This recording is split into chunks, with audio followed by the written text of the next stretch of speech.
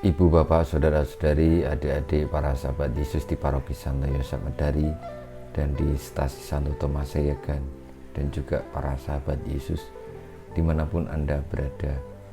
Kembali kita belajar ilmu sejati pada hari Kamis tanggal 4 Februari tahun 2021. Salam sehat, semangat selalu, berbahagia, peduli kepada sesama, dan senantiasa taat kepada Tuhan sebagai jalan menuju kepada kehidupan yang sejati.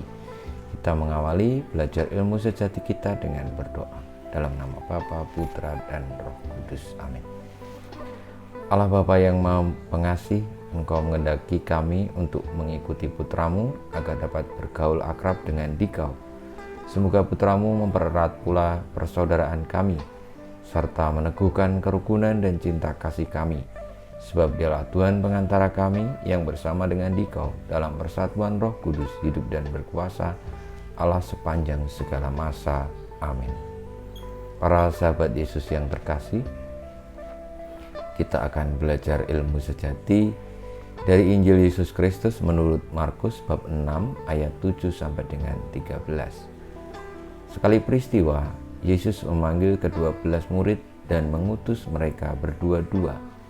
Ia memberi mereka kuasa atas roh jahat dan berpesan kepada mereka supaya jangan membawa apa-apa dalam perjalanan, kecuali tongkat.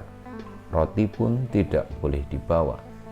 Demikian pula bekal dan uang dalam ikat pinggang. Mereka boleh memakai alas kaki, tetapi tidak boleh memakai dua baju. Kata Yesus selanjutnya kepada murid-murid itu, "Kalau di suatu tempat kamu sudah diterima dalam suatu rumah, tinggallah di situ sampai kamu berangkat dari tempat itu.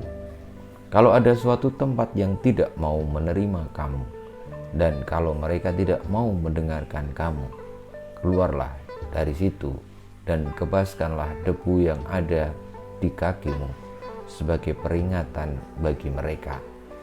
Lalu pergilah mereka memberitakan bahwa orang harus bertobat. Mereka mengusir banyak setan dan mengoles banyak orang sakit dengan minyak dan menyembuhkan mereka. Demikianlah Injil Tuhan kita. Terpujilah Kristus.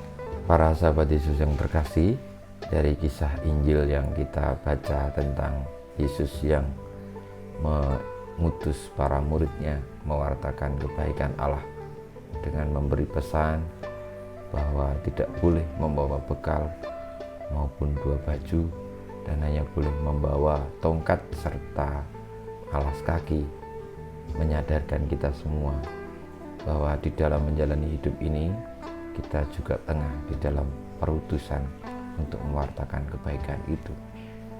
Dan kenapa Tuhan Yesus tidak mengizinkan membawa bekal?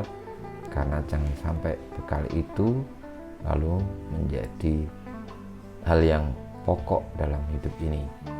Karena seringkali justru orang lupa akan tujuannya karena bekal yang dimiliki. Namun Tuhan Yesus mengizinkan membawa tongkat dan juga alas kaki karena itu hal yang pokok untuk melakukan perjalanan. Maka dalam hidup ini marilah kita melihat mana yang paling pokok dalam perjalanan yang akan kita buat. Itu yang hendaknya kita bawa, sementara yang lain Tuhan akan menyediakan, termasuk orang-orang yang akan memberikan kepada kita makanan, minuman, dan sebagainya. Saudara-saudariku, memang tidak mudah karena orang-orang yang mengembara dalam dunia ini inginnya mendapatkan bekal sebanyak-banyaknya, baik secara rohani maupun jasmani.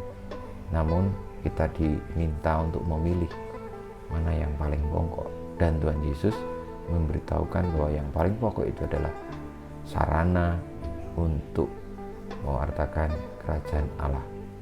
Pewartaan itulah yang paling pokok, dan sarana yang paling pentinglah yang diperlukan untuk bisa mewartakan kebaikan.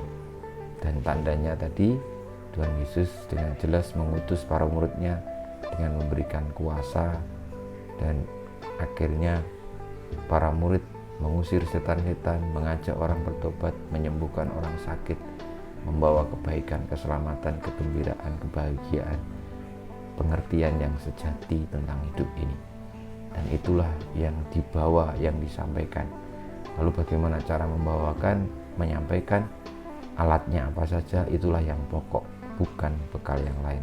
Karena bekal yang lain Tuhan akan sediakan.